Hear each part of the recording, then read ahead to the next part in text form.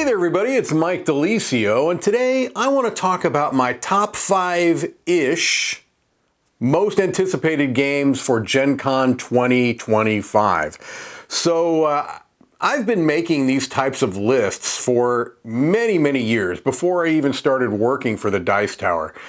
Gen Con is a convention that I have gone to every year for more than a decade, and I would always come up with what are the games I'm most excited about going into it. And it certainly has become a much more streamlined and simple process to do these lists thanks to the work of Eric Martin at Board Game Geek, who puts together several actually convention preview lists.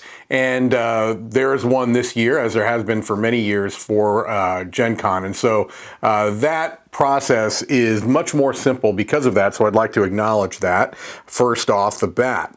And so this year I have put together a list, and I thought that I would share with you my top 5-ish most anticipated games. Why do I say ish? Well, let's get to the ish right away. So I'm going to be talking outside of the top 5 about what I'm going to call the Knizia suite of games, all right? And this is because I don't want my list to be dominated by games from Reiner Knizia. I have made my affinity for many of his designs very clear. It's become a bit of a thing now where, you know, anything that Knizia puts out I'm going to love. That's certainly not the case, but, you know, I get the joke and it's fun to go along with it. But there are several games from Reiner Knizia that are coming out this year, and I'm looking forward to just about all of them. So I'm not going to put them within the list, but I'll talk a little bit about some of them. First of all, 25th Century Games is coming out with a number of games related to Ra. So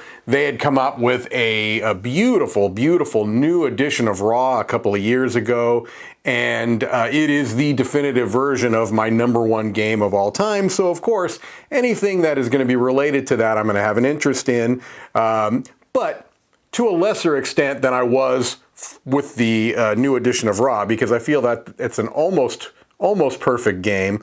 And I'll be honest, one of the things that's coming out is Ra Traders, which is an expansion to Ra. And of course I'm interested in seeing what it's about, but I can't think that Ra needs anything, so I'm trepidatious about that. There's also a Ra and Right, which sure, it'll be interesting to check it out. I'm not anticipating it's going to come anywhere near the lofty heights of Ra, but I'll certainly take a look at it. And then there's also Razzia, which is a reprint of a game that's been out for a while, kind of Ra the card game here. Here's an old Amigo version of the game that I already own, but I'll be interested to check out this new edition of that as well. And also, Allplay is going to be coming out with Merchants of Andromeda, which is a re-implementation of Merchants of Amsterdam, which has a Dutch auction.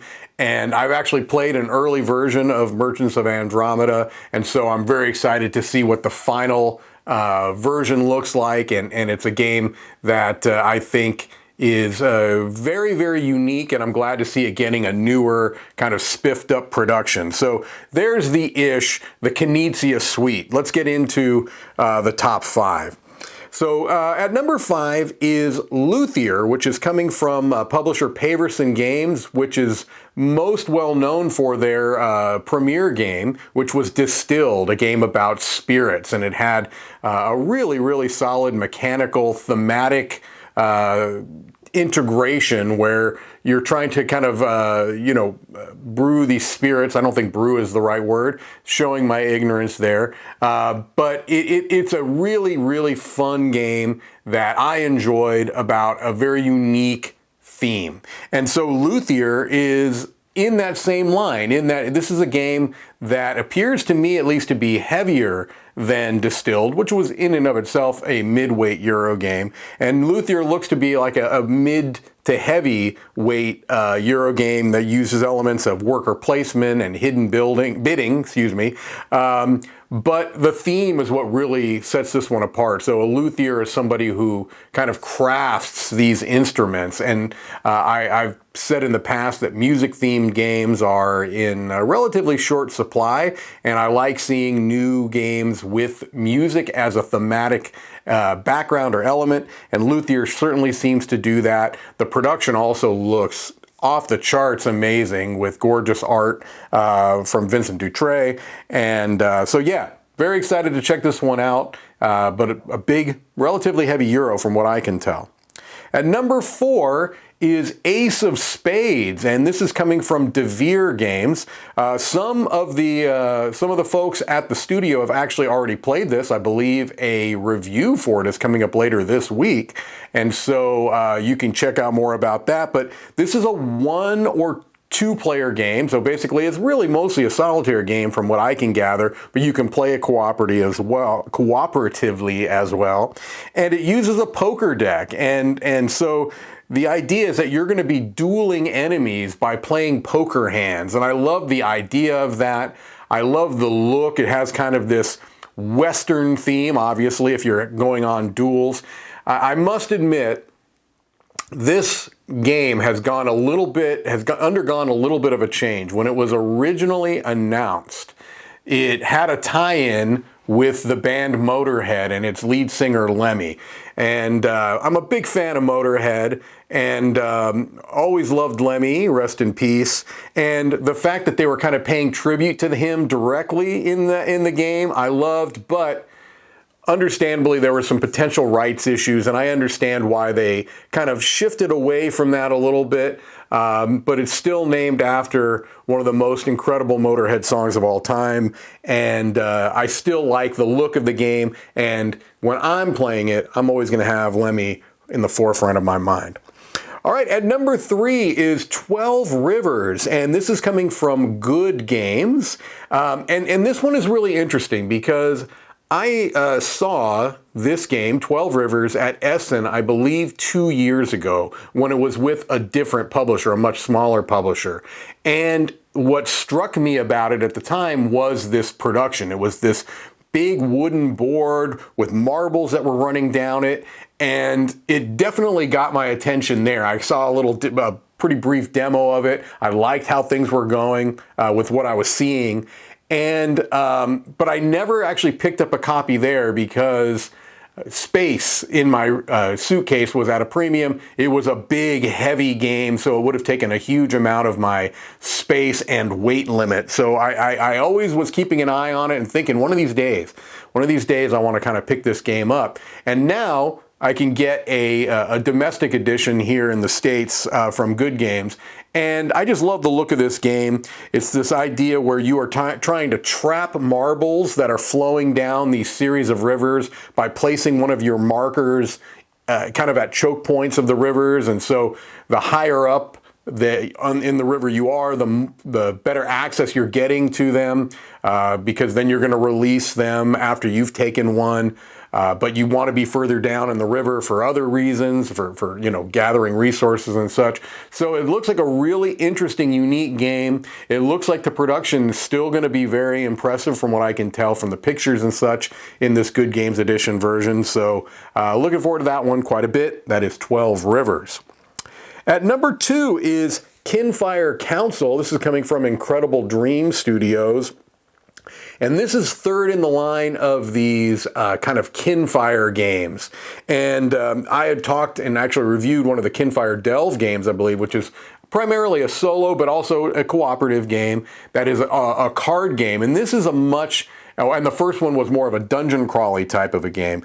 This one is a kind of a big Euro style game, worker placement and some voting elements to it. And I actually I wasn't in the game, but I was running behind the scenes. I was running the live stream of this game that was on our channel, so you can see a live play of this channel. I know that Z and Camilla at least were in it, and I believe there were others, but I know they were in it. And I really enjoyed the look of the game, how it was playing out when I was behind the scenes. So I almost feel like I played a version of it or a game of it, but I didn't. I watched it and I moved the cameras around, but I was very heavily invested. So anyway, really cool looking game. Production standpoint wise, Incredible Dream Studios has put out some just amazing productions, and I liked mechanically what they were doing in the game. And so I'm very happy to get a copy of this for myself. And at number 1 is Brink. This is coming from IV Studios, and the reason why this is number 1 is there's a few reasons. Number 1 of those reasons is that I have tended to like what IV Studios have made. They've got a particular kind of design aesthetic that I really like. It's a heavily interactive style of gameplay where there's sometimes hidden information and kind of a lot of above the table kind of interactions going on, if you know what I mean, being that you're trying to kind of like get in the heads of the other players, figure out what they're trying to do, maybe some shifting alliances, things along those lines that you know I've seen in their games. And so I tend to like the way they approach game design. Number 2 is that I actually played a pre-production copy of this at one of our Dice Tower conventions, and I really had a great first impression of the game. I thought there were a lot of very interesting things going on. I had the impression that it was their heaviest game of any of theirs that I had played, but that it was still something that, you know, it made sense. I liked the thematic kind of tie-ins with what you were doing mechanically. You know, and this kind of has some of those elements that I've liked in their games. There is some hidden voting and trading elements where you have to trade with other players and you're trying to make the best deals, but you can't, you know, only so often are you able to kind of get a huge payoff from your trade because someone is desperate for something. More often than not, you're having to kind of have these, you know, temporary alliances and things along those lines. So really like what this game is doing. The pre-production copy was gorgeous, so I can't imagine what this final version is going to be. I can kind of imagine because, you know, I've had other IV games, in my collection, and their productions are usually relatively grandiose. And I'm assuming that's going to be the same for Brink. So there you have it. Those are the top 5 games I'm looking for. It's interesting because, you know, I've got 3 worker placement games out of my top 5 this year. That just happens to be how it's playing out. 1 relatively small card game, 1 game that utilizes kind of, you know, tactile elements with marbles and things along those lines. So in a year that I must say has fewer games that I am going to be feeling like I need to rush to booths to get, there are 5 games at least, and there were quite a few that just missed the list that I'm also very interested in. But these 5 games I think are very unique, even though 3 of them are worker placement games. So we'll see how this all plays out afterwards. And, you know, yeah, hopefully I'll be doing reviews or part of reviews for these, and we can kind of see if these games lived up to my anticipation going in. All right, that's going to do it for me. This is Mike DiLisio, and I'll see you hopefully at Gen Con.